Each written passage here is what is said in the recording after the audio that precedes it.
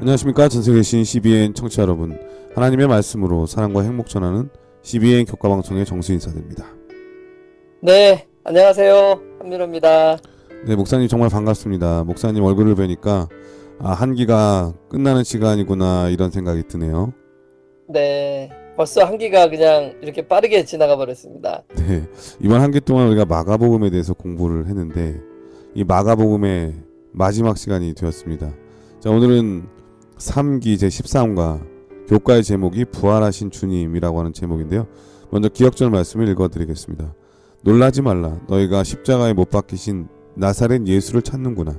그가 살아나셨고 여기 계시지 아니하니라. 보라, 그를 두었던 곳이니라. 마가복음 16장 6절 말씀이었습니다.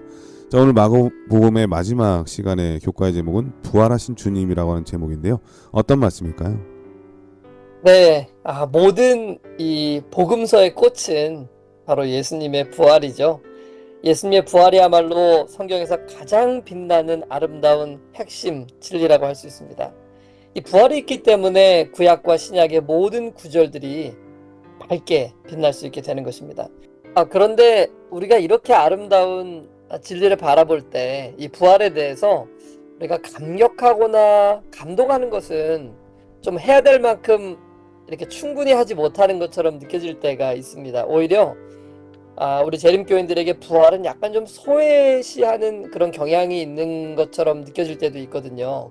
제가 왜 그런가 한번 생각을 해봤더니 우리가 많은 개신교인들이 이 부활절을 지키는 것에 대해서 우리 안에 어떤 약간의 이 반감이 있기 때문에 이 부활절 혹은 부활에 대해서 이야기할 때 부활의 기쁨에 대해서 이야기하기보다는 오늘날 부활절이 왜 잘못됐는지 혹은 부활절을 기념하기 위해서 일요일에 예배하는 것이 왜 잘못되었는지에 조금 더 치중하는 그런 경향들이 있지 않나라는 생각을 해보게 됩니다. 물론 뭐 이런 주제도 우리가 분명히 다뤄야 되는 주제가 많습니다. 그런데 우리가 부활에 대해서 이야기할 때 더욱 집중해야 되는 부분은 저는 두 가지 부분이 있다고 생각해요. 첫 번째는 그 부활이 정말 역사적인 사실이었는가 하는 것, 그리고 그것이 정말 역사적인 사실이라면 오늘 나에게는 그 부활이 어떤 의미인가, 이것을 우리가 좀 다루는 것이 중요하지 않을까 생각이 됩니다. 그래서 이번 주 교과를 통해서는 이 부분에 대해서 좀 살펴보면 좋겠는데요. 첫 번째, 과연 성경에 기록된 이 부활은 부인될 수 없는 실제로 벌어진 사건이었는지를 우리가 좀 살펴보도록 하고요.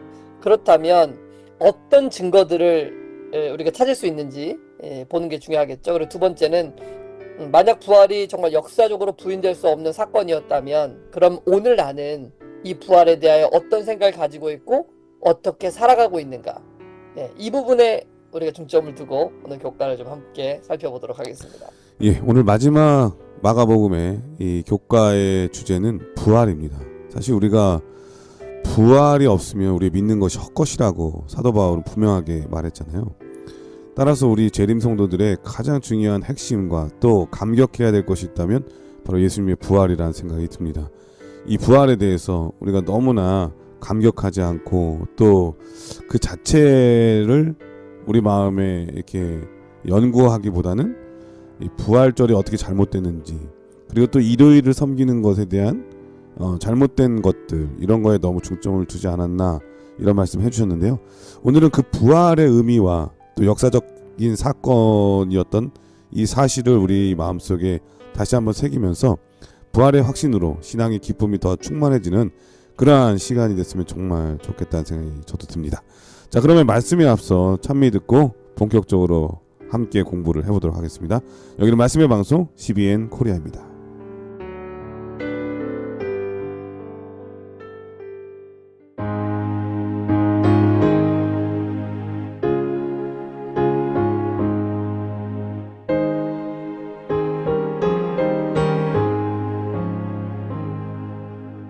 귀한 약속 나의 맘에 항상 흘러넘치네.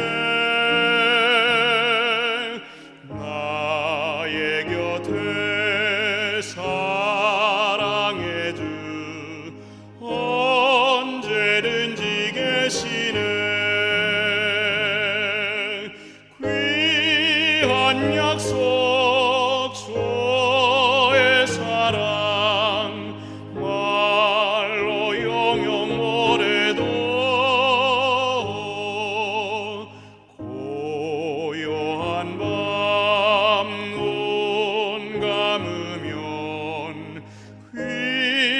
귀한 약속 보이네. 예, 참미 잘 들었습니다. 1월 서지는 부활을 기뻐함이라고 하는 제목인데요. 어떤 말씀일까요? 네, 먼저 교과의 질문을 좀 읽어드립니다. 마가복음 15장 42절로 16장 6절을 읽어보라. 이 구절에서 어떠한 일이 일어나며 이 이야기가 부활의 이야기와 깊은 관련이 있는 이유는 무엇인가? 성경에서 가장 중요한 사건 하나를 꼽으라면 우리는 주저함 없이 부활 사건을 꼽겠죠. 그렇기 때문에 성경 사복음서의 모든 기자들은 예수님의 부활에 관한 이런 기록들을 아주 잘 남겨두었습니다. 그런데 그럼에도 불구하고 어떤 사람들에게는 이런 사복음서에 남겨진 기록들이 오히려 예수님의 부활에 대한 확신을 잃게 만드는 그런 일들도 발생하기도 합니다.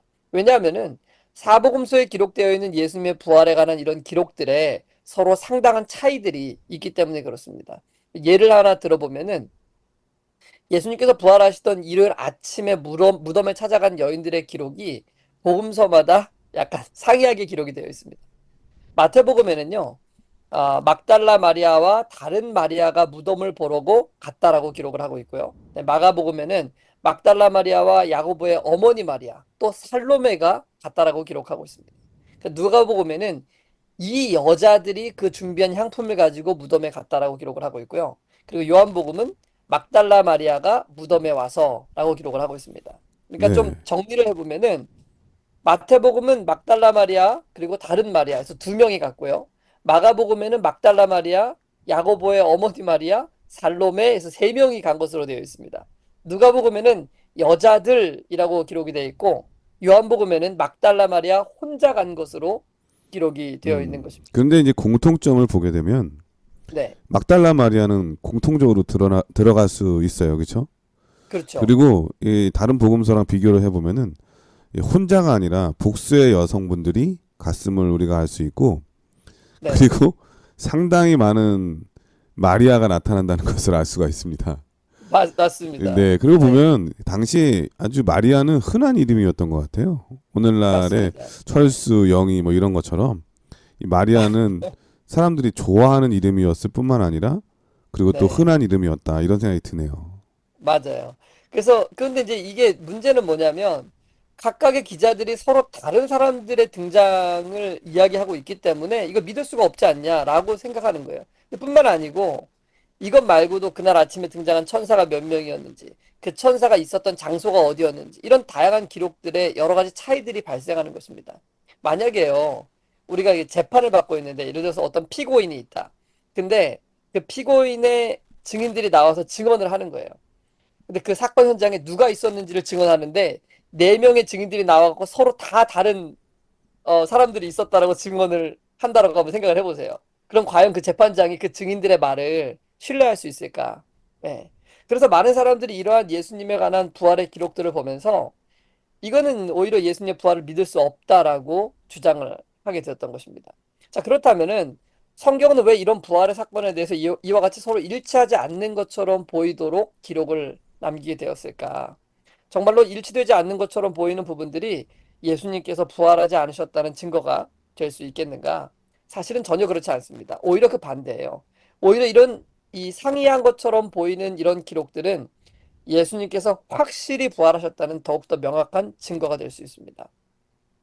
예수님의 부활을 부인하는 사람들은요, 예수님의 제자들이 예수님의 시체를 훔쳐간 다음에 성경 사복음서에 예수님께서 부활하셨다는 거짓 기록을 남겼을 거라고 주장을 합니다. 근데 만약 그것이 사실이라면요, 복음서를 기록한 저자들이 예수님의 이 부활에 대한 기록을 어떻게 해서든지 일치시키려고 시도를 했었을 것이 분명합니다. 예. 그렇지 않으면 거짓 증명으로 드러나기가 쉬우니까요. 이 구약의 신약의 사복음서는 모두 동일한 기간에 쓰여지지 않았다는 걸 우리가 잘 알잖아요. 마가복음이 제일 먼저 쓰여질 것으로 추정되는데 AD 50년에서 60년 사이에 기록되었을 거라고 추정되고요.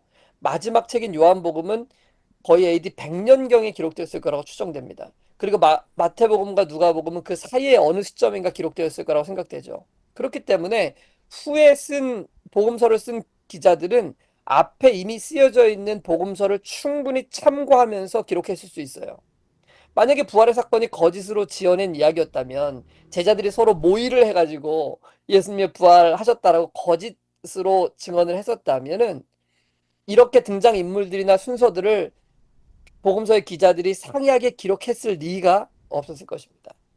그러므로 각 복음서에 나타난 이런 기록들은요, 오히려 부활의 사건이 거짓 없는, 꾸며내지 않은 그대로의 기록이었다라고 신뢰할 수 있게 해주는 것입니다. 자, 그렇다면은 이런 차이들은 왜 존재하는 것일까? 그리고 이런 차이들을 우리가 어떻게 바라보고 이해하는 것이 좋을까? 이것은 월요일 교과에서 조금 더 자세하게 살펴보도록 하겠습니다. 예, 일요일서지는 부활을 기뻐함이라고 하는 제목인데 그 중에서도 누가 이 부활의 사건을 목격했는가? 바로 여인들이었음을 우리가 알 수가 있었습니다.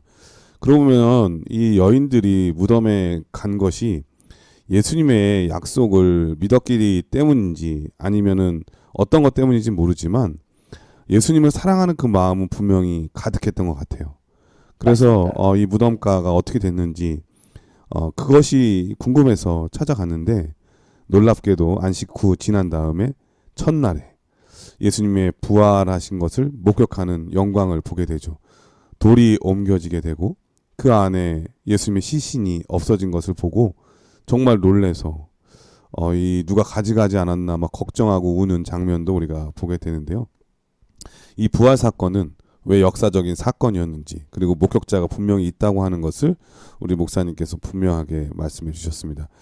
참 그 여인들의 역할이라는 게 정말 나무도 간과할 때 그러니까 이런 거에 대해 신경 쓰지 않을 때 세심함이 여기서 드러나는 것 같아요. 남자분들이 하나도 등장하지 않는 게 너무너무 네, 아쉬운 생각이 들어요.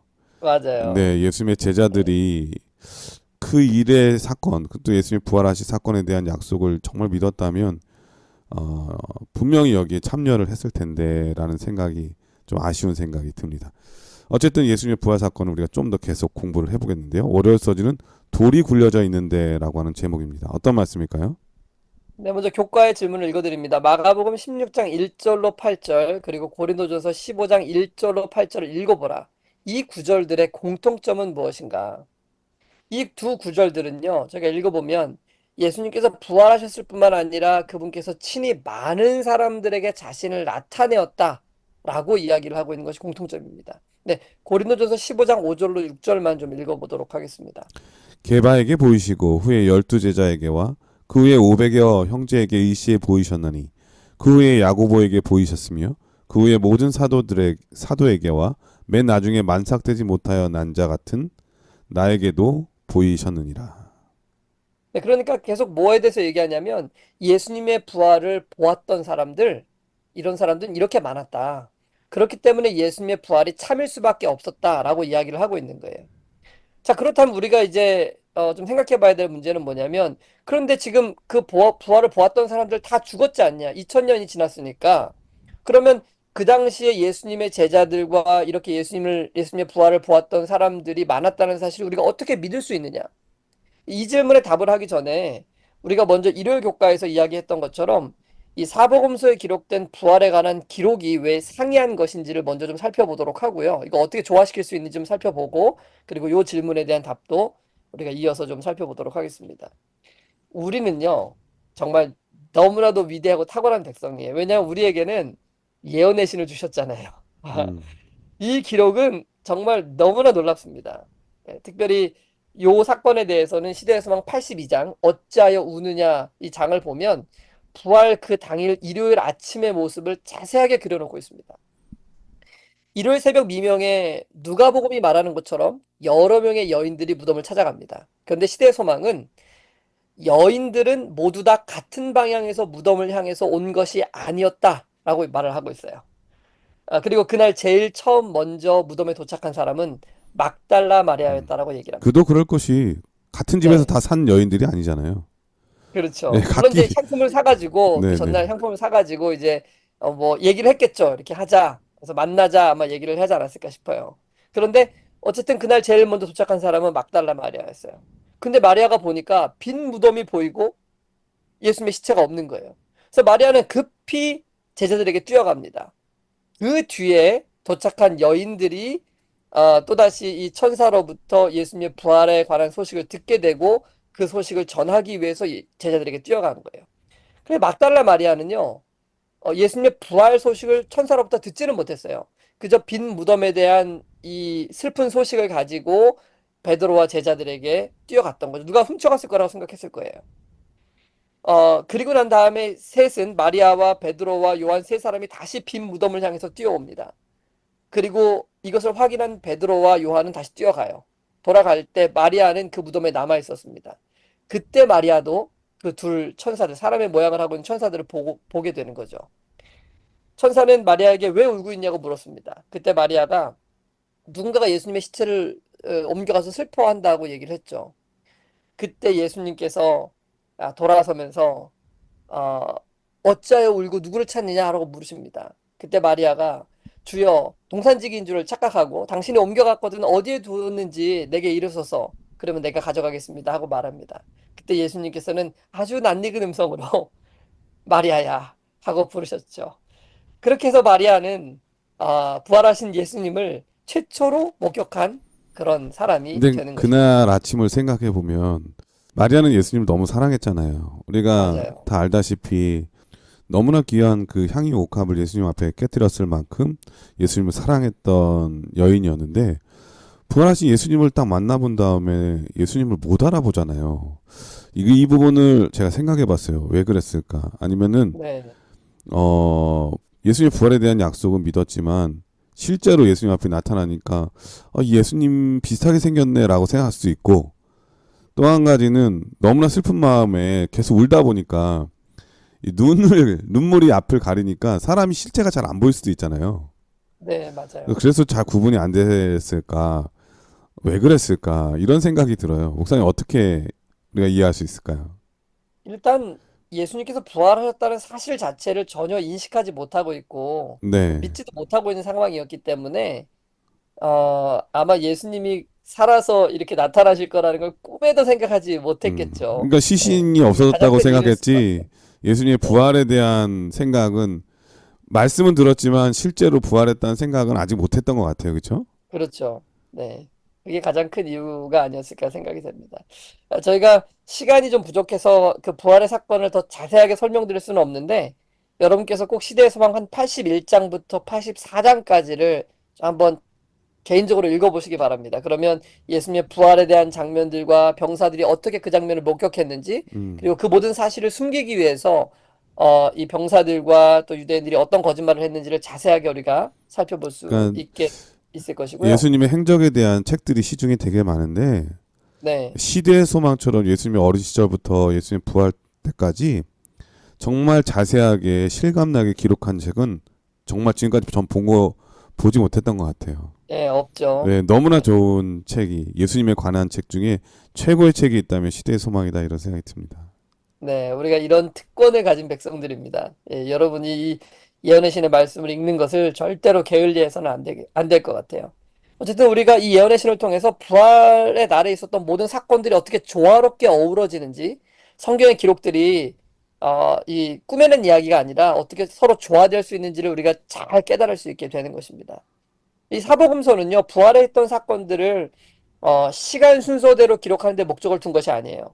그냥 각각의 저자들은 예수님께서 부활하셨다는 그 사건, 그 소식, 그 기쁜 소식을 전하는 데 목적을 두고 쓴 거예요. 그렇기 때문에 각각의 저자들은 여러 여인들, 다양한 증인들에게 들었던 그 내용들을 부활을 뭐 증명하기 위한 방식으로 기록한 게 아니고 단순히 그 복된 소식을 전하기 위한 목적을 가지고 기록한 것이기 때문에 약간의 서로 일치하지 않는 것처럼 보이는 것이 있을 수 있지만 그러나 우리가 지금 앞에 살펴본 것처럼 여러 가지 다른 기자들의 이러한 정직한 기록을 통해서 우리는 오히려 예수님의 부활한 사건이 참이라는 것을 분명하게 알 수 있게 되는 것입니다. 자, 그럼 이제 우리 월요일 교과 아까 질문 있었죠? 당시 예수님의 부활을 목격한 많은 사람들이 있었다는 이 사실을 우리가 어떻게 확신할 수 있겠는가? 어, 그것은 저는 개인적으로 제자들의 변화된 삶을 통해서 확실하게 입증할 수 있다고 생각해요. 첫 번째로 예수님의 12제자들의 모습에서 엄청난 변화를 발견할 수 있습니다. 부활을 목격하기 전에 그들은 정말 겁 많고 정말 두려움 많은 엄청난 겁쟁이들이었잖아요. 예수님이 잡힐 때 다 도망갔습니다. 십자가에 달려 돌아가실 때 제자들은 없었어요. 그 자리에 없었습니다. 예, 목숨을 보존하기 위해서 모두 도망갔죠. 요한과 베드로만이 예수님께서 받으시는 곳에 갔지만 그나마 베드로도 예수님 욕하고 부인했잖아요. 겁나니까. 예. 하지만 예수님의 부활을 본 제자들, 성경이 제자들이 예수님의 부활을 보았다라고 했는데 그 다음에 제자들의 삶은 전혀 달라지게 됩니다. 오순절에 그들은 담대히 복음을 외쳤죠. 유대 지도자들에게 끌려갔지만 그들은 전혀 두려워하지 않았습니다. 그들은 그들의 목숨을 귀한 것으로 여기지 않았던 것입니다. 사도행전 4장 13절의 말씀을 좀 읽어드리겠습니다. 저희가 베드로와 요한이 기탄 없이 말함을 보고 그 본래 학문 없는 범인으로 알았다가 이상히 여기며. 너무나 이상한 거예요. 예수님을 죽인 그 바리새인들과 지도자들과 대제사장과 빌라도가 여전히 살아있는데 전혀 거기에 아랑곳하지 않고 예수님을 구주라고 증거하는, 여러분 이런 태도는 나타날 수가 없는 거예요. 목숨을 걸지 않으면은. 근데 이러한 제자들의 태도의 변화는 정말 그들이 예수님의 부활을 목격했다는 가장 확실한 증거가 되는 것입니다. 만약에 예수님의 부활을 그들이 목격하지 못했고 꾸며낸 이야기였다면 그 꾸며낸 거짓 이야기를 위해서 한두 명도 아니고 모든 제자들이 순교를 선택하기라는 것은, 이것은 정말 잊기가 어려운 일이 아니겠습니까? 네, 또 다른 증거 하나로는 사도 바울의 삶을 살펴볼 수도 있어요. 바울도 그가 증언한 것처럼 다메섹으로 향하던 중에 부활하신 예수님을 보았습니다. 그는 예수님이 부활하셨다는 걸 확실히 믿었어요. 왜냐하면 봤기 때문에. 그 후에 그는 박해자에서 박해받는 그리스도인이 되었습니다. 뿐만 아니라 가난함과 수고와 핍박을 무릅쓰고 땅끝까지 진리를 전하는 복음의 사신으로 변하게 됩니다. 당시에 가장 촉망받는 젊은이, 인정받고 있었던 이 젊은이가 어떻게 자신의 모든 기득권을 내려놓고 이런 선택을 할 수 있겠는가?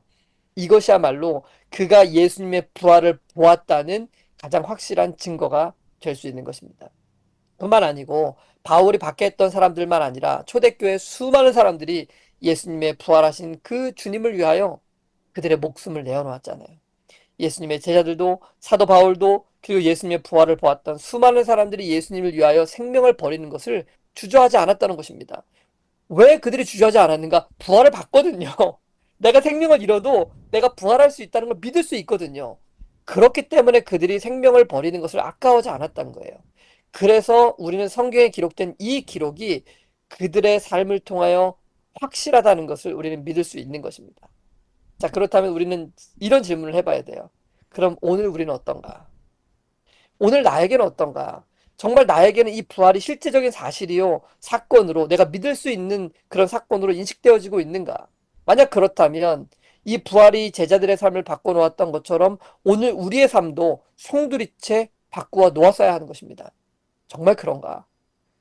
왜냐하면 예수님의 부활을 믿는 사람들은 한결같이 그런 삶의 변화를 경험하기 때문에 그런 것입니다. 이러한 놀라운 변화가 오늘 당연히 우리에게도 있어야 되지 않겠습니까? 그런 변화가 있게 될 때 우리는 우리가 믿는 이 부활이 참이라는 것을 분명하게 믿을 수 있게 되는 것입니다. 우리가 믿을 뿐만 아니라 우리 주변에 있는 사람들도 우리가 그 부활을 믿고 있는 사람들이라는 것을 분명하게 깨달을 수 있게 되는 것이죠. 아무쪼록 이러한 놀라운 변화가 우리의 부활을 믿는 우리에게 충만하게 있게 되기를 간절히 바랍니다. 이 어려서지는 돌이 굴려져 있는데 라고 하는 제목입니다.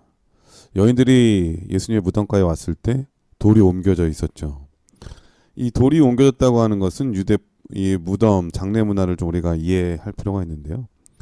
유대인들은 시신을 땅속에 매장하지 않고 이 굴을 파서 그 안에 시신을 두고 돌로 그 입구를 막죠. 그래서 이제 사람들로 하여금 여기 시신이 있다고 하는 것을 알리기 위해서 회치를 칠한다고 합니다. 왜냐하면 모세 율법에는 죽은 시신을 만지면은 부정했기 때문에 사람들로 하여금 여기가 시신이 있다고 하는 것을 알리기 위해서 회치를 하게 되죠. 그래서 예수님께서는 바리새인들이나 이런 사람들의 이 위선적인 신앙을 회칠한 무덤으로 표현할 때가 있었죠. 겉은 번지르르한데 이게 회칠한 색깔이 빛을 발하면 더욱 빛난다고 그래요. 더 아름답게. 그래서 사람들로 하여금 여기가 무덤이구나라고 하는 것을 인식시켜주기 위해서 그 아름다운 색깔로 이렇게 더 빛나도록 회칠을 했다고 하더라고요. 그런데 그들의 위선적인 그 신앙 때문에 예수님께서 여러 번 바리새인들의 누룩을 조심하라고, 또한 헤롯의 누룩을 조심하라고 말씀하셨죠. 근데 여인들이 왔을 때 무덤이 돌이 옮겨져 있으니까 이건 정말 놀라운 사건이죠. 시신이 없어졌다고 생각을 한 거예요. 근데 예수님은 말씀하신 대로 그 약속대로 예수께서 부활을 하신 거죠. 이 부활에 대한 분명한 증거는 어디에 있는가? 물론 목격자들에게도 있지만 이 부활을 경험한 제자들의 변화된 모습 때문에 우리가 더 확신을 가질 수가 있는 거죠. 누군가가 죽었는데 살아났다. 죄의 사망의 권세를 이긴 분이 계시다면 그것을 또 믿고 따른 사람도 그 부활에 참여할 것에 대한 확신이 있기 때문에 죽음을 두려워하지 않을 수 있었다고 하는 것을 우리 목사님께서 분명하게 말씀하셨습니다. 그러므로 죄악 세상에 사는 우리들이 이 죄의 사망의 권세를 이길 수 있는 가장 중요한 것, 가장 좋은 방법은 바로 예수님의 부활을 나의 부활로 확신하며 살아가는 것. 이것 말고는 없다는 생각이 많이 듭니다. 예수님의 제자들처럼 우리도 그렇게 살아야 하겠습니다. 화요일서지는 무덤을 찾는 여인들이라고 하는 제목인데 어떤 말씀일까요?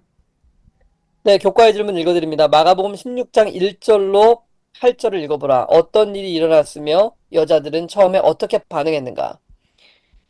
여자들의 반응에 대해서는 8절에 이렇게 기록되어 있습니다. 네, 여자들이 심히 읽어드립니다. 놀라 떨며 나와 무덤에서 도망하고 무서워하여 아무에게 아무 말도 하지 못하더라.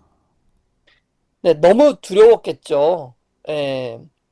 천사들로부터 예수님의 부활 소식을 들은 여인들의 반응은 이것이 너무나도 충격적이었기 때문에 너무나도 무섭고 또 도망하게 되고 아무에게도 말하지 못하는 그런 두려움에 휩싸였던 것입니다. 지구 역사 6천년의 시간을 우리가 좀 두 파트로 나눠본다면 저는 부활 전, 예수님의 부활 전과 예수님의 부활 후로 나눌 수 있을 거라고 생각해요. 예수님의 사역도 그렇습니다. 예수님의 사역도 부활 전의 사역과 부활 후의 사역이 달라져요. 예수님의 제자들의 사역도 부활 전과 부활 후로 나눠지고 있습니다. 성경의 모든 것들이 부활 전과 부활 후로 나눠질 수 있는 거예요. 특별히 마가복음에는 이러한 구분이 더욱더 극명하게 나타나는 걸 보게 되는데요. 신기하게도 이런 두 부분에서 등장하는 이 특징이 있어요. 이게 뭐냐면은 부활 전에 예수님께서는 이런 부활에 대한 어떤 이야기들에 대해서 예수님께서는 철저하게 침묵을 요구하십니다. 제자들에게 입단속을 시켜요. 그리고 그것을 경험한 사람들에게까지도 조용히 하라고 말씀하시는 모습을 봐요. 이런 장면들이 유독 마가복음에 많이 등장하는데 아무에게도 말하지 말라. 한번 좀 살펴보겠습니다. 이 마가복음 1장 44절에 보면 문둥병자에게 가서 삼가 아무에게도 말하지 말아라 라고 얘기한 장면이 나오고요. 그 다음에 마가복음 5장 43절에 회당장 야이로의 딸을 살리신 다음에 예수께서 이 일을 아무에게도 알지 못하게 하라고 저희를 많이 경계하셨다라고 얘기를 합니다. 그 다음에 그 귀신 들린 청각 장애인 고치셨을 때 예수님께서 경계하사 아무에게도 이르지 말라. 이렇게 또 말씀하시는 장면이 나오고요. 그리고 제자들에게도 이에 자기의 일을 아무에게도 말하지 말라라고 경고하시는 장면이 나옵니다. 왜 예수님께서는 잠깐만 아무에게도 말하지 말라 이런 말씀들을 자주 하셨을까? 왜냐하면 예수님의 사역의 핵심은요. 부활을 알리는 것이 아니었어요. 오히려 이거는 감추어 두고 예수님의 사역의 핵심은 부활과 죽으심을 경험하시는 것, 겪으시는 것이 예수님이 하시는 일이었어요. 그래서 예수님께서는 마가복음 9장 9절에 다음과 같이 말씀하시는 것을 볼 수 있습니다. 저희가 산에서 내려올 때 예수께서 경계하시되 인자가 죽은 자 가운데서 살아날 때까지는 본 것을 아무에게도 이르지 말라 하시니. 네. 이것은 이제 변화산 사건에 대한 이야기인데요. 변화산에서 모세와 엘리야가 부활한 것을 제자들이 봤거든요. 부활을 봤어요. 그런데 내려오시면서 예수님께서 하신 얘기는 뭐였냐면 너희들 이 부활 봤는데 이 부활한 내용이는 내가 죽은 사람 가운데서 부활할 때까지 이야기하면 안 돼. 여러분 보이시나요? 예수님이 지금 부활을 기점으로 이 부활 전에는 부활을 알리지 말라라고 얘기를 하시는 거예요. 이 비밀에 붙여주신 거예요. 감추어 주신 거예요. 왜냐하면 아직 사람들은 이 부활을 본 적이 없어요. 사람들에게 이 부활은 너무나도 신기하고 놀라운 것인데 이게 믿기가 어려운 거예요. 자꾸만 이 부활에 대해서 이야기하면 예수님의 사역이 지장받을 수 있기 때문에 예수님께서는 이것을 철저히 비밀에 붙이시고 이야기하지 말라라고 얘기를 하신 거예요. 사실 예수님은 제자들에게 부활에 대한 이야기를 해주셨지만 제자들도 믿고 받아들이지 못하잖아요. 하물며 제자들이 받아들이지 못하는 것을 일반 사람들이 어떻게 받아들일 수 있겠습니까? 그래서 그것을 비밀에 붙여두고 감춰둘 필요가 있었던 것입니다. 그러나 이제부터 예수님의 부활 이후부터는 부활이 철저하게 공개되고 전파되고 증거될 필요가 있었던 거예요. 부활하신 이후에는. 그러니까 마가복음은요, 예수님의 사역과 제자들의 사역을 구분합니다. 예수님의 사역은 부활을 알리는 것이 아니고 죽음과 부활을 겪으시는 거예요. 그럼 제자들의 사역은 무언가? 제자들의 사역은 죽으심과 부활을 알리는 것입니다. 이것이 오늘 우리에게 동일하게 주어진 사역이죠. 우리도 놀라운 사건을 이제 보았고 들어서 알게 된 것입니다. 그러니까 예수님을 증거하고 나타내야 될 이 사역이 오늘 우리에게 부여되어 있는 것입니다. 우리도요, 이제 얼마 안 있으면 그 노쇠해지고 이것들을 증거할 수 없는 날이 올 거예요. 정말 죄송한 말씀이지만은 저도 이제 40대 중반 이후를 지나가니까 무슨 생각이 들기 시작하냐면, 아, 이제 곧 노년이 오겠구나. 여태까지 그런 생각을 해보고 살지 않았거든요. 저는 항상 젊을 거라고 생각을 하고 살았는데, 네. 제가 지금 목회한 지가 한 17년 이제 조금 지나고 있는데, 40대 중반을 지나고 나니까, 이 노년이 오는구나. 이런 생각이 정말 많이 들어요. 우리 앞에 갔던 그런 수많은 선배들이 있으시잖아요. 네. 훌륭한 정말 별과 같은 그런 목사님들도 계셨고, 장로님들도 계시고, 우리 신앙의 선조들이 계셨잖아요. 여러분, 그들이 무슨 삶을 사셨습니까? 그들은 예수 그리스도의 부활을 증거하는 삶을 사셨던 거예요. 근데 그들도 시간이 되어서 노쇠하게 되고 이제 무덤으로 다 내려가셨어요. 근데 그들은 무슨 소망을 안고 가셨는가? 부활의 소망을 안고 그 무덤에 내려가신 것입니다. 여러분, 우리가 그 부활의 소망을 안고 있기 때문에 이제 우리에게 주어진 사명이 있는 거예요. 바로 그 부활을 세상에 전하라는 이 사명 말이죠.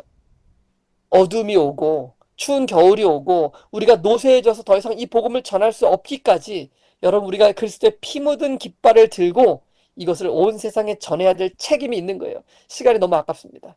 시간이 가는 게 아까워요. 이제 이 기별을 우리가 전하다가 조금만 시간이 지나면 더 이상 전할 수 없는 시간이 올 것 때문에 너무 아까운 거예요.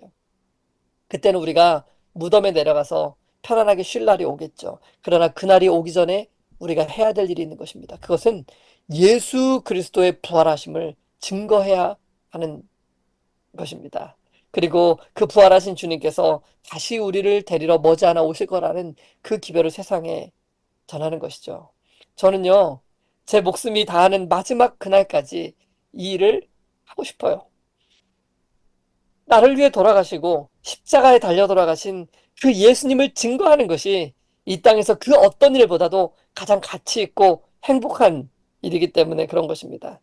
그리고 우리가 그 영광의 날에 주님 오시는 그날에 우리가 부활하신 그 주님을 반드시 꼭 배우게 될 것이기 때문에 그런 것입니다.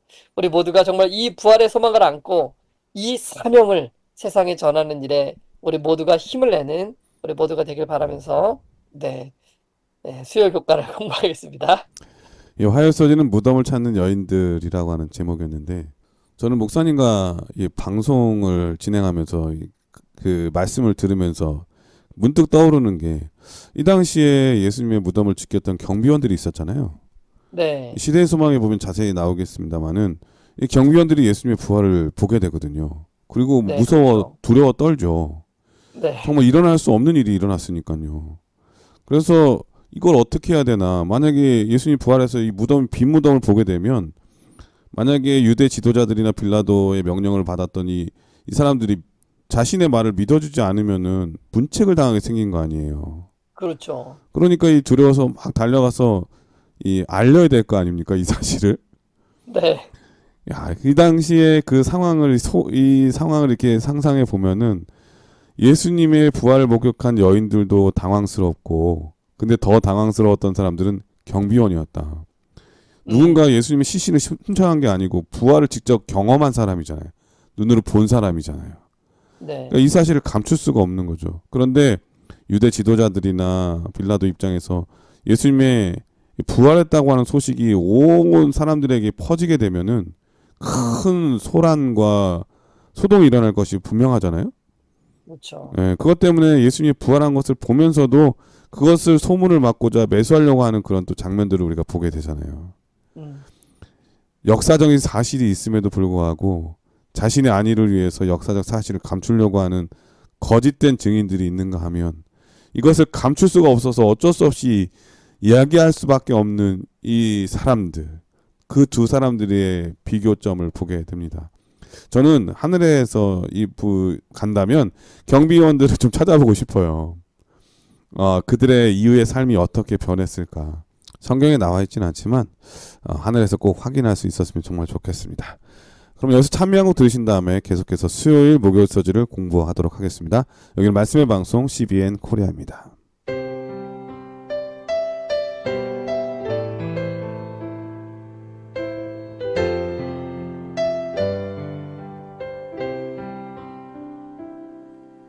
주님 다시 오실 때까지 나는 이 길을 가리라. 좁은 문 좁은 길 나의 십자가 지고 나의 가는 이 길 끝에서 나는 주님을 보리라. 영광의 내 주님 나를 맞아주시니 주님 다시 오실 때까지 나는 일어나 달려가리라. 주의 영광 온 땅 덮을 때 나는 일어나 노래하리. 내 사모하는 주님 온 세상 굳으시라. 내 사모하는 주님 영광의 왕이시라. 예, 수요일 서지는 마리아와 다른 이들에게 보이심이라고 하는 제목인데요. 어떤 말씀일까요? 네, 먼저 교과 질문을 읽어드립니다. 마가복음 16장 9절로 20절을 읽어보라. 이 구절은 부활 이야기에 무엇을 더하는가? 이 구절을 읽어보면요. 이게 마가복음 16장 후반부인데, 예수님의 부활하신 후에 누구에게 나타나셨는가에 대해서 이야기를 하고 있죠. 첫 번째는 예수님께서 자신을 막달라 마리아에게 나타내셨다. 그리고 두 번째는 엠마오 마을로 가는 두 제자들에게 나타내셨다.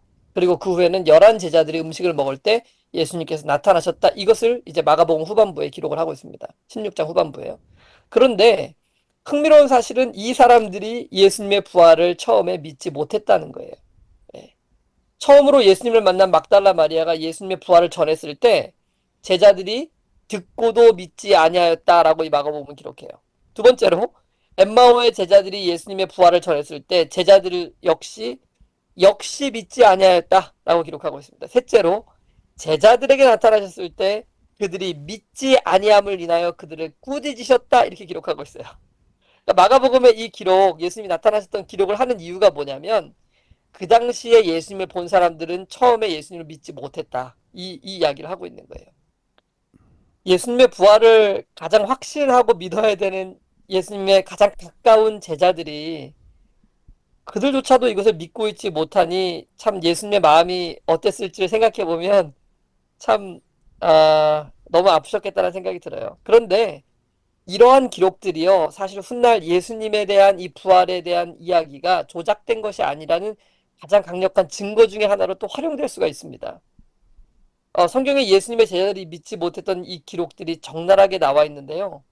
만약 이런 내용들이 날조되었거나 조작된 것이었다면 제자들은 자신의 이런 부끄러운 내용들을 그대로 실지 않으려고 했을 거예요. 뿐만 아니라 예수님께서 부활하신 첫 번째 증인을 여성으로 기록하지도 않았을 것입니다.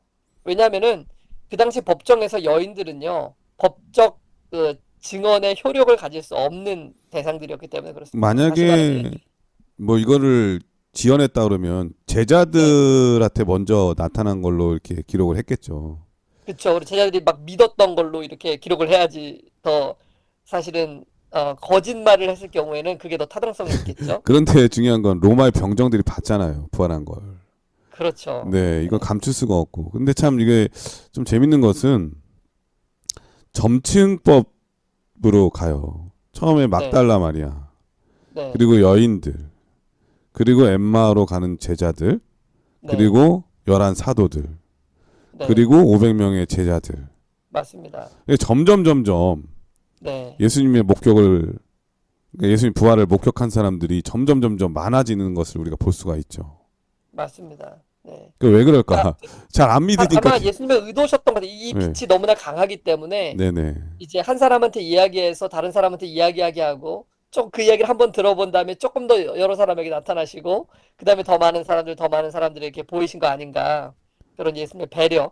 네, 그런 그러니까 것들이 좀 점점 보이죠. 믿지 못하니까 점점 많은 사람들 앞에 예수님께서 보이심으로 네, 예수님의 부활이 진짜 역사적 사건이라고 하는 것을 모든 사람들에게 알릴 필요가 있었고 그 구원의 확신이 있어야 부활의 확신이 있어야 구원의 확신이 있는 거잖아요. 맞습니다. 이 제자들에게 큰 축복이 하나님께서 이렇게 허락하신 게 아닌가 그런 생각이 듭니다. 네. 근데 마가복음 이제 후반부에는 이렇게 예수님의 그 부활을 믿지 못하는 제자들에 대한 이야기를 기록하신 다음에 그들을 꾸짖으신 다음에 그 다음에 예수님께서 뭐라고 말씀하시냐면 정말 중요한 이 말씀을 하세요. 마가복음 16장 15절의 말씀입니다. 또 가라사대 너희는 온 천하에 다니며 만민에게 복음을 전파하라. 예. 왜 꾸짖으셨는지 이제 알겠죠, 우리가. 야, 너희들은 니네들이 해야 될 일이 이 복음과 이 부활을 증거하는 것인데 이걸 못 잊고 뭐 이걸 못 믿고 있으면 어떡하냐. 아우, 예수님 얼마나 진짜 이 속이 뭉그러지셨겠습니까? 예. 그러면서 예수님께서 또 이렇게 이야기를 하시죠. 예, 마가복음 16장 16절입니다.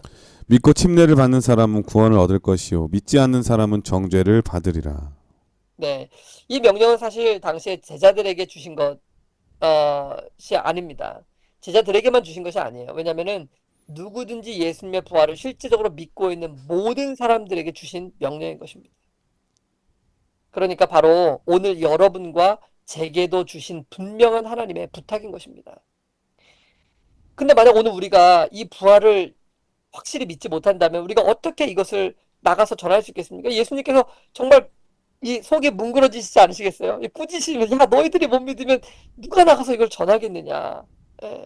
근데 여러분 우리 주변에 정말 아직도 이 부활의 사건을 믿지만 못하는 수많은 사람들이 있는 거예요.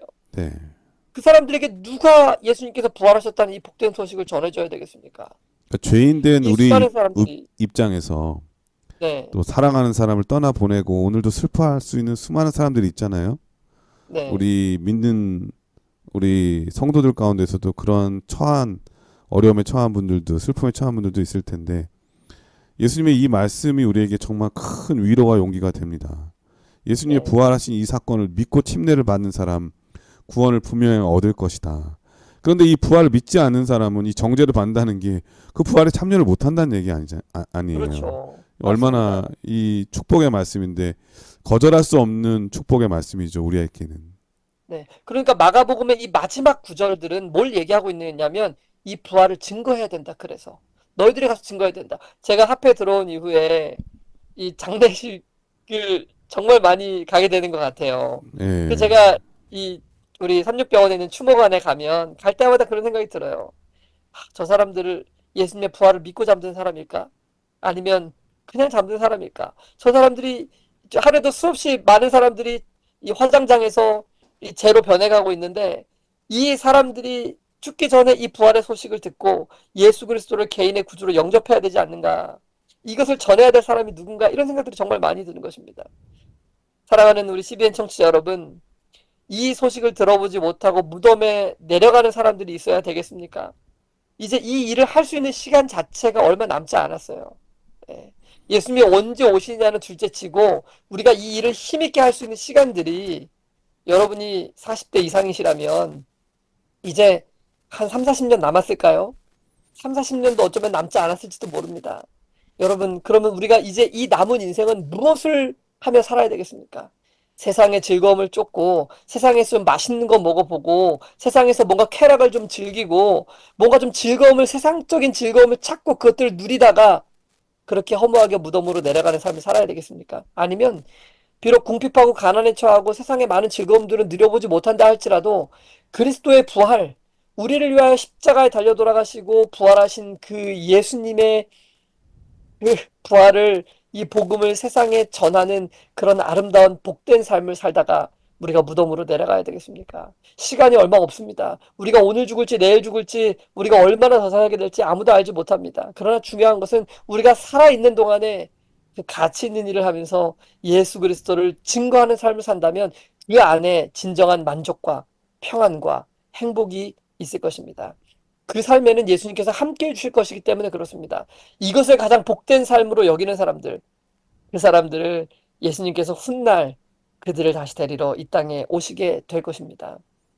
우리 모두가 그 무리 가운데 동참해야 하지 않겠습니까? 단순히 하늘나라를 가기 위해서가 아니라 우리를 하늘나라에 가게 하기 위해서 우리를 위하여 생명을 내어주신 그 예수님을 기쁘게 해드리기 위해서 그분의 마음을 시원하게 해드리기 위해서 우리가 예수님께서 위하여 돌아가신 그 영혼들을 위하여 정말 우리의 목숨이 있는 이 시간 동안에 우리 목숨을 예수님께 드리고 최선을 다해서 일해야 하지 않겠습니까? 곧 있으면 더 이상 일하지 못할 때가 오지 않겠습니까? 사랑하는 CBN 청취자 여러분, 우리 모두가 정말 부인할 수 없는 이 예수님의 부활을 힘있게 전하는 복음의 마지막 주자들이 꼭 되기를 바라면서 되었으면 좋겠습니다. 네. 예, 수요소리는 마리아와 다른 이들에게 보이심이라고 하는 제목이었는데요. 예수님 부활 사건이 아니더라도 우리가 어떤 사건이나 현상을 목격한 사람이 단 한 사람이라면 거기에는 착각이나 기억에 왜곡이 있을 수 있다고 주장할 수 있잖아요. 네. 그런데 예수님의 부활 사건은 단 한 사람만의 목격자가 있는 게 아니라 여인들이 있었고 막달라 마리아가 있었고 그리고 또 엠마오로 가는 두 제자들과 또 사도들 그리고 500여 제자들이 그 앞에서 예수님께서 부활하셨다고 하는 것을 사람들이 확인할 수 있도록 이렇게 보여주신 것은 정말 놀라운 축복이다 이런 생각이 들고 이 부인할 수 없는 역사적 사건이라고 하는 것을 우리에게 다시 한번 알려주는 일 같습니다. 그리고 또 사도 바울도 다메섹 도상에서 예수님의 부활하신 예수님을 만나게 되죠.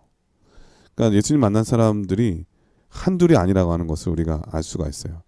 근데 네. 저는 본문에 나오지는 않지만은 예수님을 목격한 사람 중에 가장 인상 깊은 사람이 전 도마예요. 도마. 도마. 예, 네. 도마는 예수님 부활을 다른 제자들에게 들었을 때 믿지를 않죠.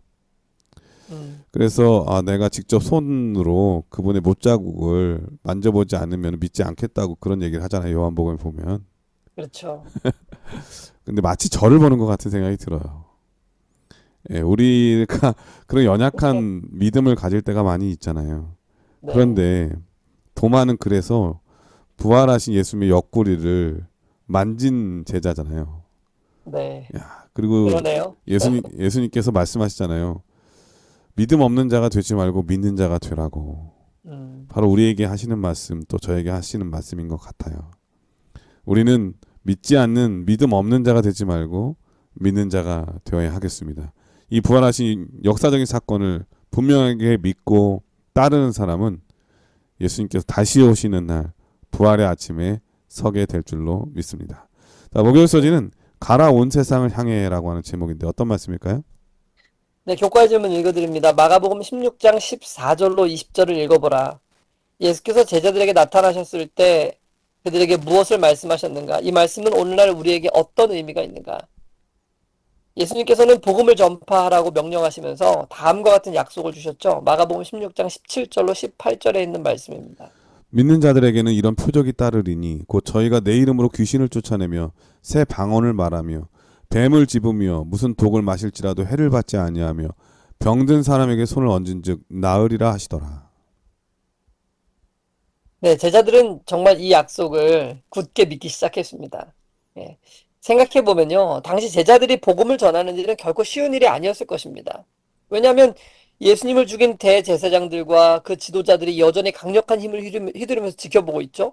잘못하면 얼마든지 예수님과 같은 그 동일한 죽음을 당할 수도 있는데, 그런데 정말 그러한 공포 앞에서 제자들이 이 복음을 전하는 것이 결코 쉬운 일이었을까요? 그렇지 않을 것입니다. 그러나 예수님께서는 제자들에게 이 믿음을 심어주신 거예요. 뱀을 잡으며 독을 마실지라도 해를 받지 않을 것이다. 복음을 전하는 일에 있어서 너희와 항상 내가 함께 있을 것이라고 예수님께서 그들에게 보증의 말씀을 주셨던 것입니다. 시대소망 822페이지에는 다음과 같이 기록하고 있습니다. 이와 같이 그리스도께서는 제자들에게 임무를 맡겨주셨다. 그분은 사업을 수행하는 데 필요한 충분한 준비를 하셨으며 또 사업의 성공에 대한 책임을 몸소 지셨다. 저희가 그분의 말씀을 순종하고 그분과 밀접한 관계를 가지고 일하는 한 그들은 실패하지 않을 것이다. 모든 민족들에게 가라고 그분은 명하셨다. 사람이 거하는 땅끝까지 가라. 그러나 나의 임재가 그곳에 있으리라는 것을 알라.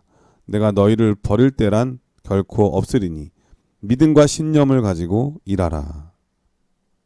이런 분명한 약속을 주신 거죠. 저는 이 약속이 얼마나 감사한지 모르겠어요.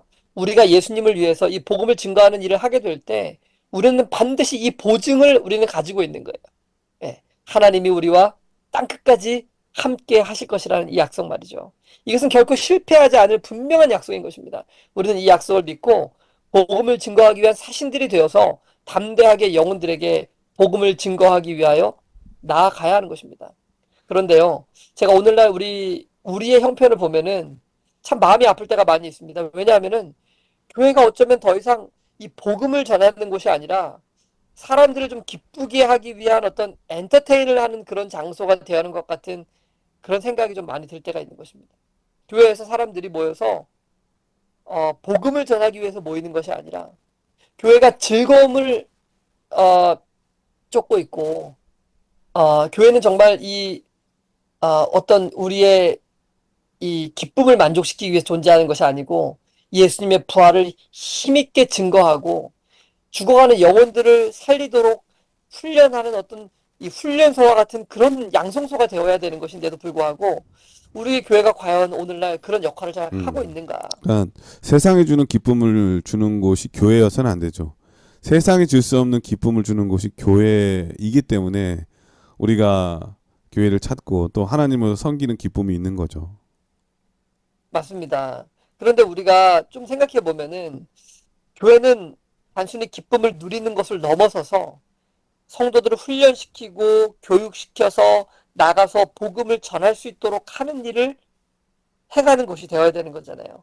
제가 교과를 준비하면서 시대 소망에서 정말 이 구절을 읽는데 마음이 정말 아프더라고요. 825페이지에 있는 말씀을 좀 읽어드립니다.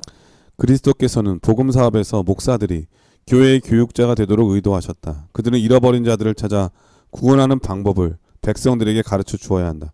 그런데 그들이 하고 있는 것이 이 일인가? 슬프다.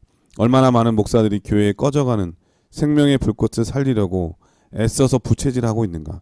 얼마나 많은 교회들이 마땅히 잃어버린 양떼를 찾아야 할 사람들에 의해 병든 양들처럼 돌봄을 받고 있는가?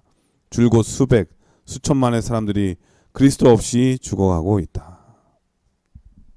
이 구절은요, 지금 우리 교회의 뼈아픈 현실을 적나라하게 지적해주고 있는데 두 가지 아픈 현실에 대해서 얘기를 하고 있어요. 첫 번째는 저를 포함해서 목사들이 교육자, 즉 양육자, 트레이너의 역할을 하고 있지 못하다는 것에 대해서 얘기를 하고 있어요. 우리가 성도들에게 어떻게 복음을 전해야 되는지를 올바로 가르쳐서 내보내지 못하고 있다. 그거에 대해서 지금 얘기를 하고 있고, 두 번째는 그러면 목사들이 뭘 하고 있는가? 성도들이 잃어버린 양떼를 찾아서 나갈 생각은 하지 않고 병든 양처럼 돌봄을 받으려고 하고 있기 때문에 내보내지는 못하고 그들을 지금 돌보기 위해서 병든 양들을 돌보는 일에만 집중을 하고 있다는 거예요. 그러니까 생명의 불꽃이 꺼져가는 사람들에게 부채질을 해가지고 어떻게든지 생명의 불꽃을 지금 되살리려고 하는 그런 일들만을 하고 있지 우리가 사람들을 훈련시키고 교육시켜서 내보내는 그러한 일들을 하지 못하는 거예요. 하지 못하는 환경 가운데 있다는 것입니다.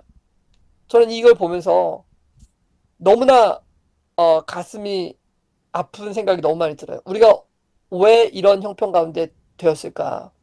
우리 교회 안에서는 문제가 없는 것 같아요. 우리가 예배드리고 우리가 뭐 하나님을 섬기고 하는 것은 문제가 없는 것처럼 보이지만, 그러나 교회가 응당해야 되는, 영혼을 구원하기 위해서 사람들을 내보내고 그들을 훈련시키고 하는 일들에는 오늘날 우리 교회가 너무나 부족함이 있지 않은가, 그런 생각들이 드는 것입니다. 그래서 수백 수천만의 사람들이 여전히 그리스도를 모른 채, 부활의 소망을 간직하지 못한 채 죽어가고 있는 것이 아니겠습니까? 사랑하는 CBN 청취자 여러분, 이제 우리가 자다가 깰 때가 되지 않았겠습니까?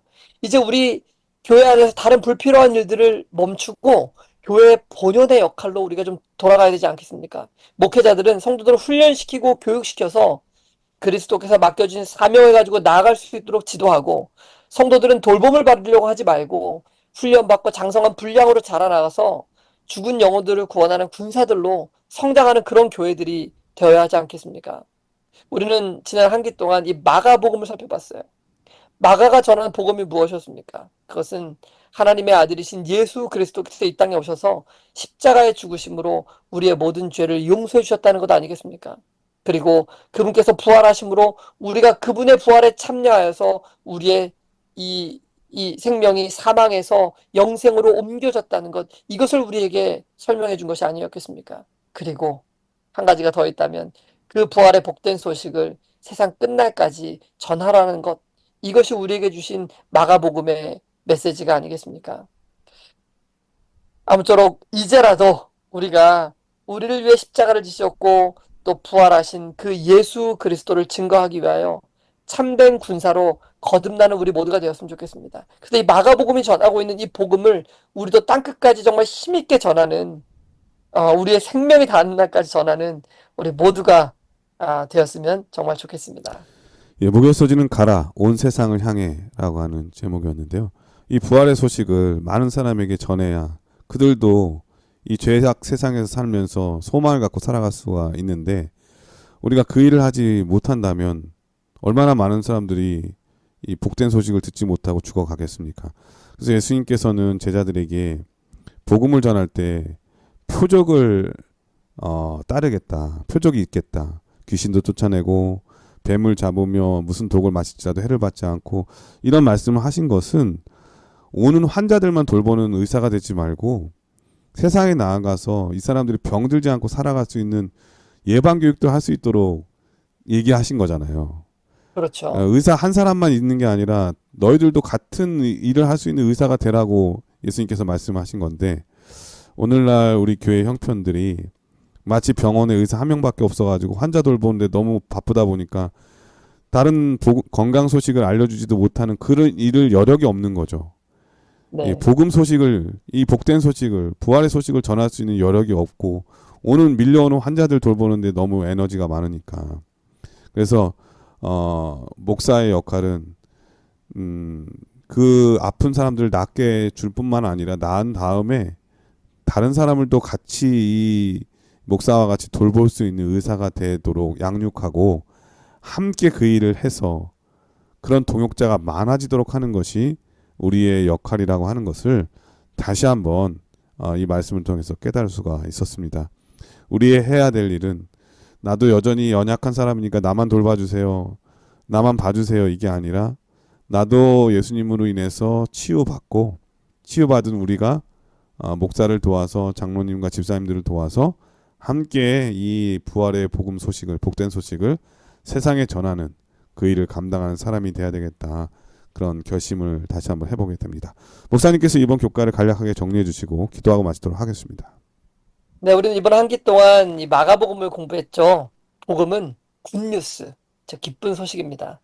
바로 예수 그리스도께서 죽으셨다가 부활하셨다는 그 사실이 우리에게 기쁜 소식인 것이죠. 예수님의 죽으심 이후에 시리에 차 있던 제자들이 살아나신 주님을 배웠을 때 그들의 기쁨이 어떠했겠습니까? 이것이 바로 복음을 깨달은 사람들의 태도요, 모습인 것입니다. 만약 우리가 이 복음을 깨달은 사람들이라면 우리 안에 이 기쁨이 충만해야 할 것입니다. 그리고 우리는 이 복된 소식을 우리만 알고 있고자 하는 것이 아니고 우리 주위에 있는 모든 사람들에게 알려줘야 하는 것이죠. 그럼 오늘 우리 스스로에게 한번 질문을 해봤으면 좋겠습니다. 과연 나는 예수님의 부활이 진짜 있었던 틀림없는 사건으로 믿고 있는 사람인가? 과연 내가 정말로 예수님의 부활을 믿고 있는 사람인지 아닌지를 알 수 있는 방법이 무엇이냐면 오늘 그 부활이 어떻게 나의 삶을 바꾸어 놓고 있는지를 살펴보면 되는 것입니다. 부활을 깨달은 제자들의 삶은 전혀 다른 삶으로 바뀌었죠. 그들의 삶에서 가장 중요한 것은 이제 부활하신 그리스도를 증거하는 것이 되었던 것입니다. 이것이 바로 부활을 깨닫고 확신하고 믿는 사람들에게 나타나는 가장 중요한 증거가 아니겠습니까? 우리는 이번 주 교과를 통해서 결코 부인할 수 없는 예수님의 부활의 확실한 증거들에 대하여 살펴보았습니다. 아무쪼록 우리 모두가 한 기 동안 배운 이 복음을 우리 안에 감춰두는 것이 아니고 힘있게 즐겁게 온 세상에 전함으로 우리 안에 부활에 대한 소망이 확실하다는 것을 증거할 수 있는 우리 모두가 되기를 간절히 바라면서 교과를 마치겠습니다. 예, 목사님께서 기도해 주시고 교과를 마치도록 하겠습니다. 은혜로우신 아버지 하나님, 우리와 같은 죄인들을 위하여 2000년 전에 아들을 이 땅에 보내주시고 십자가에 달려 돌아가심으로 우리의 모든 죄를 값없이 용서해 주시고 우리를 구원하사 주님의 자녀로 삼아주셨으니 참으로 감사합니다. 아멘. 하나님, 이제 우리에게 주신 이 복음과 이 부활을 확실히 믿을진데 이것을 모르고 죽어가는 영혼들에게 예수 그리스도를 증거하는 것이 우리에게 가장 큰 기쁨이요 행복이 될 수 있도록 인도하여 주십시오. 아멘. 그래서 다시 오시는 주님, 그날 주님을 맞이할 때 우리 안에 기쁨과 즐거움과 행복이 충만할 뿐만 아니라 우리 주변에 있는 사람들과 함께 손을 잡고 예수님을 맞이하는 우리 모두가 될 수 있도록 인도하여 주시기를 예수님의 이름으로 기도합니다. 아멘. 네, 전 세계 계신 CBN 청취자 여러분, 예수님의 재림은 가깝습니다. 마치 운전자가 사이드 밀러를 볼 때에 그 보이는 것보다 실제로는 더 가까이 있는 것처럼 말이죠. 예수님의 재림에 가까운 이때에 우리가 해야 될 일은 무엇인지 오늘 복음의 말씀을 통해서 깨달을 수 있었던 것 같습니다. 지난 한 기 동안 저희 방송을 청취해 주신 우리 모든 청취자분들 진심으로 감사를 드리고요. 이 방송을 통해서 말씀을 전해주신 우리 강사 목사님, 김성진 목사님, 우리 전정민 목사님, 박성원 목사님, 우현준 목사님, 우리 한민호 목사님께 진심으로 감사를 드리고 또 홈페이지를 잘 관리해 주신 우리 정일국 목사님, 또 방송을 유튜브로 잘 볼 수 있게 도와주신 우리 김영주 목사님께도 감사의 말씀을 드립니다. 모쪼록 건강하시고요. 저희는 4기의 요한복음의 복음서를 가지고 여러분 다시 찾아뵙도록 하겠습니다. 건강하시고요. 안녕히 계십시오. 안녕히 계세요.